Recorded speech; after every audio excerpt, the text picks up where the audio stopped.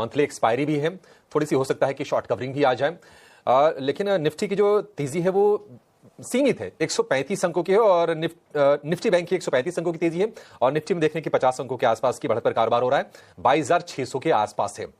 क्या बाजार यहां से संभलने के लिए तैयार हैं? क्या एफआईज वापसी करेंगे?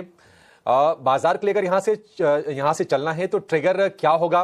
ट्रंप की जो टैरिफ को लेकर जो पॉलिसीज हैं वो कितनी परेशान करेंगी? ऐसे तमाम प्रश्न हैं जिनके जवाब आप जानना चाहते हैं और उनके जवाब देने के लिए आज हमारे साथ हैं बेहद खास मेहमान, पाइपर सेरिका के फाउंडर अभय अग्रवाल। अभय सर, बहुत शुक्रिया आपका समय देने के लिए। स्वागत है 18 स्वदेश पर।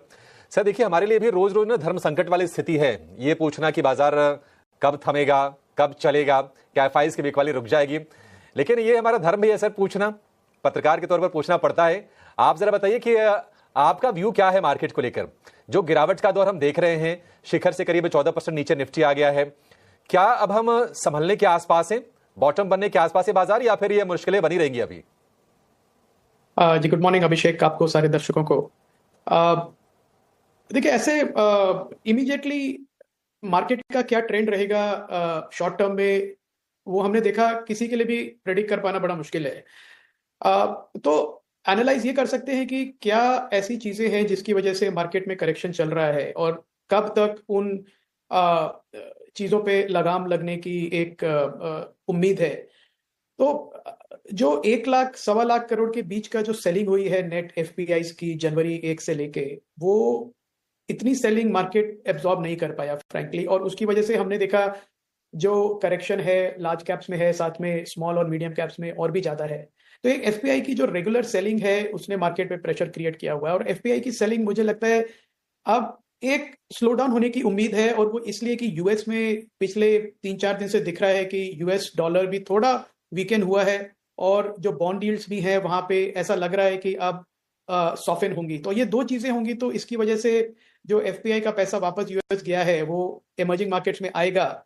इमीडिएटली नहीं आएगा, पर मेरी उम्मीद है कि इस महीने मार्च में हमको वो फ्लो बैक दिखने शुरू होंगे। तो मुझे लगता है वहां पे एक मार्केट का बॉटम बनेगा। और दूसरी तरफ जो हमारी खुद की प्रॉब्लम थी कि हमारी जो अर्निंग्स ग्रोथ थी वो वीक हो गई थी कंपेयर टू एस्टिमेट। जो अभी हम ग्रीन शूट देख पा रहे हैं थ्रू चैनल चेक्स, उससे ऐसा लग रहा है कि कंजम्पशन डिमांड जो है वो फेस्टिव सीजन के पास पिछली दिवाली के बाद पहली बार वापस आई है, और ऐसे इन्वायरमेंट में आई है जहां पे जो चैनल इन्वेंट्रीज हैं वो काफी लीन है। तो उसकी वजह से एक हमको इस करंट क्वार्टर के जो रिजल्ट्स हैं वो जो आएंगे अप्रैल मई में, वो मुझे लगता है शायद एस्टिमेट से थोड़े बेटर हो और कमेंट्री भी पॉजिटिव हो। तो ये जो 2 चीजें अगर साथ में हो तो मुझे लगता है मार्च में कहीं जाके एक बॉटम बनने की मार्केट की एक गुंजाइश है। इन द मीन टाइम मैं तो यही कहूंगा कि अगर आप ट्रेडर नहीं है, लॉन्ग टर्म इन्वेस्टर हैं, तो इस मौके का पूरा फायदा उठाइए। इस तरह के मार्केट में आपको growth stocks eight reasonable price मिलते हैं जो बुल मार्केट में नहीं मिलते हैं। तो मुझे लगता है कि rather than worrying too much की बॉटम कहाँ पे है, जो इन्वेस्टर्स हैं उनको इसको एक अपॉर्चुनिटी की तरह लेना चाहिए, अपना एलोकेशन थोड़ा बढ़ाना चाहिए हाई क्वालिटी इक्विटी स्टॉक्स में। ठीक है अभय, पहले तो बहुत शुक्रिया, थैंक यू वेरी मच, आप समय दे रहे हैं। और ये बात बिल्कुल ठीक है कि ये मत देखो कि कौन सा शेयर 60% टूटा है, बट ये शेयर देखो कि कौन सा शेयर अच्छा है और जो आपको मिल रहा है अभी सस्ते में मिल रहा है।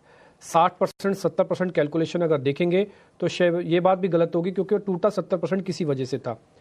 अभी लेकिन एक और चीज़ पॉइंट भी मार्केट के अंदर चलता है ये कि इस समय अगर से मान लो थोड़ा ठहराव भी होता है और जो पार्टिसिपेशन है, हम भी कोशिश करेंगे ऐसे शेयर हमारे बास्केट में डाले जाएं जिसमें रिकवरी अच्छी आए। जब भी आए, मैं उसके कोई टाइम नहीं बांधना चाहता, मैं आपको भी धर्म संकट में नहीं डालूंगा कि आप मेरे को बता दीजिए 15 दिन में चलेगा, 20 दिन में चलेगा, ऐसा कुछ भी नहीं है ना। जब भी मार्केट रिकवरी आए तो थोड़ा फास्ट रिकवर कर जाएंगे। ऐसे कोई सेगमेंट आइडेंटिफाइड है सर? जी डिम्पी, गुड मॉर्निंग। जो हमारा मॉडल पोर्टफोलियो है डिम्पी, वो हम पब्लिकली भी शेयर करते हैं, तो मेरे कोई सेक्टोरल या stock specific buy sell recommendations नहीं है। पर जहां पे हमको अपॉर्चुनिटी दिख रही है डिम्पी, वो दिख रही है ग्रोथ स्टॉक्स में। सी इंडिया में क्या है, आपको ग्रोथ पे फोकस करना पड़ेगा रिटर्न बनाने के लिए। और बुल मार्केट में क्या होता है कि इतने प्रेशर में आके इन्वेस्टर्स अनफॉर्चुनेटली ग्रोथ स्टॉक्स को ओवर वैल्यू कर देते हैं, ओवर प्राइस कर देते हैं, और फिर काफी समय तक रिटर्न नहीं बनता है। दूसरी तरफ है ऐसे स्टॉक्स जिनको हम कहते हैं very high quality franchises, very high quality stocks, पर वो अब ग्रोथ के जोन में नहीं है, तो वो अपने मल्टीपल को सस्टेन नहीं कर पा रहे हैं। उसमें काफी नाम है, बड़े नाम है, जिनके बारे में बात करते हैं कि पिछले 4-5 साल से कोई रिटर्न नहीं बनाया, बल्कि नेगेटिव रिटर्न है, जबकि बहुत ही जाने माने स्टॉक्स हैं। तो ये मार्केट जो है, जिसमें आपने कहा कि रादर देन फोकसिंग की कितना करेक्ट हो गया, ये देखना चाहिए कि एट द करंट प्राइस जो हमको अपॉर्चुनिटी है खरीदने की, क्या वो एक सेंसिबल अपॉर्चुनिटी है। और उसमें देखें तो जो हमारा मॉडल पोर्टफोलियो है वो है ओवरवेट है ईएमएस प्लेयर्स में। नाम लूं मैं, अगेन बाइज नहीं है, पर सिरमा एसजीएस है, केन्स है, एम्बर है। मुझे लगता है कि ये करेक्शन के बाद ये कंपनीज काफी अच्छे वैल्यूएशन पे हैं। ऑन ए रिलेटिव बेसिस हमेशा महंगी लगेंगी, पर हाई क्वालिटी ग्रोथ कंपनीज हमेशा ही प्रीमियम पे ट्रेड करती हैं। दूसरी तरफ सीडीएमओ जो बिजनेस है, बोथ डोमेस्टिक मार्केट का और एक्सपोर्ट मार्केट का, ये हमारा ओवरवेट है। इंश्योरेंस है, ये तीसरा हमारा ओवरवेट सेक्टर है। और काफी समय के बाद हमने एक बैंक स्टॉक पोर्टफोलियो में ऐड किया, क्योंकि मुझे लग रहा है कि बैंकिंग और फाइनेंशियल सर्विसेज में भी एक बॉटम बन रहा है। अभी जो हमने देखे हैं रिजल्ट्स काफी पुअर थे, पर उसका मतलब ये नहीं है कि हमेशा ही पुअर रहेंगे। तो अगर ग्राउंड लेवल पे रिकवरी आती है, तो उसका जो प्रोविजंस का राइट बैक की एक ऑप्शन है बैंक्स के, और स्पेशली स्मॉलर फाइनेंस बैंक्स पे, एसएफबीज पे और एनबीएफसीज पे, उनको मौका मिलेगा प्रोविजंस को राइट बैक करने का, तो profits will go up towards the end of the year. तो मुझे लगता है ये जो 4 सेगमेंट्स हैं, इसमें एक अपॉर्चुनिटी है आउट परफॉर्म करने की मार्केट में with 1 to 2 year perspective. That's a great explanation. Abhay, good morning. Mansi this side. High quality growth players, CDMO, insurance, banks and financials. Banks and financials backbone of the economy भी है। ये 4 क्षेत्र हैं और ये समय है इन क्षेत्र में चुनाव करके अपने पोर्टफोलियो का गठन करने की शुरुआत भी करने का। अभय, लेकिन कुछ और प्लेयर्स पर, कुछ और सेक्टर्स पर अगर डीप डाइव एनालिसिस करें और पीएससी बास्केट की अगर बात करें, डिफेंस क्षेत्र की बात करें, रेलवे स्टॉक्स की बात करें, सरकारी कंपनियों की बात करें, ये वही क्षेत्र है जिस पर हम बातचीत भी करते थे और ये वही सेक्टर्स हैं जहां से करेक्शन की इनफैक्ट शुरुआत हुई थी। इन सेक्टर्स पर आपकी राय क्या होगी और क्या आपको लगता है ऑलमोस्ट 30-40% ये गिर चुके हैं, यहां से अब उठने की कोशिश होगी और पोर्टफोलियो में इनका भी समावेश होना चाहिए?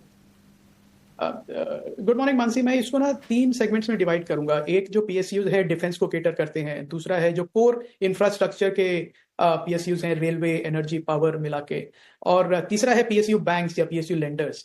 जो पहला सेगमेंट है मानसी, आपको याद हो तो जो डिफेंस वाले पीएसयूज हैं, सबसे पहले वो ओवर प्राइस जोन में गए थे और विद इन 1 year हमने देखा उनकी वैल्यूएशन 3 गुना 4 गुना बढ़ गई थी और काफी एक यूफोरिया था। उनका ग्रोथ प्रोस्पेक्ट्स कम नहीं हुए हैं मानसी, बल्कि मैं तो कहूंगा कि बड़े हैं। जिस तरह से गवर्नमेंट का फोकस है domestic manufacturing of basic defence equipment का, तो एक्चुअली जो लिस्टेड डिफेंस कंपनीज है पीएसयूज, उनका बिजनेस इंप्रूव हुआ है, वैल्यूएशंस कम हुए हैं। तो अभी भी ट्रेडिशनल बेसिस पे देखें तो ये वो महंगे लगेंगे, क्योंकि अभी भी 30 टाइम, 35 टाइम, 40 टाइम के पी मल्टीपल पे चल रहे हैं। पर मुझे फ्रैंकली लगता है कि ये एक बाई जोन में है जो पीएसयू डिफेंस स्टॉक्स हैं। एक बड़ा 5-10 साल का लंबा रनवे ऑफ ग्रोथ है उनके पास, और जो काफी स्केलेबिलिटी की जो चैलेंजेस हैं वो भी है, वो मीट कर रहे हैं। तो मुझे लगता है डिफेंस पीएसयूज में एक डेफिनेटली अट्रैक्टिव अपॉर्चुनिटी है। जो रेलवे और कोर सेक्टर वाले पीएसयूज हैं, मुझे लगता है उसमें थोड़ी करेक्शन की गुंजाइश अभी भी है, क्योंकि जो कैपेक्स और बैलेंस शीट स्ट्रेंथ उनको चाहिए वो अभी वो डेवलप कर रहे हैं। और जो तीसरा पीएसयू लेंडर्स हैं, हमने देखा सम ऑफ द बेस्ट रिजल्ट्स जो आए थे अभी इस क्वार्टर में, वो पीएसयू बैंक्स के थे इन द बैंकिंग स्पेस। मुझे लगता है वो कंटिन्यू रहेगा उनका, क्योंकि काफी फोकस है उनका कॉम्पिटिटिव बनने में। तो पीएसयू बैंक्स और डिफेंस पीएसयू में मुझे लगता है एक अच्छी अपॉर्चुनिटी है, जिसको इन्वेस्टर्स को निबल करना चाहिए। एक साथ जाके पूरा इन्वेस्ट नहीं कर देना चाहिए, बट ओवर नेक्स्ट 2 months जहां जहां उनको अपॉर्चुनिटी दिखती है उसको ऐड करते रहना चाहिए अपने पोर्टफोलियो में। ठीक है, बढ़िया है सर। डिफेंस पीएसयूज में मौके हैं, बैंकिंग फाइनेंशियल में भी आप मौके देख सकते हैं और अच्छी कंपनीज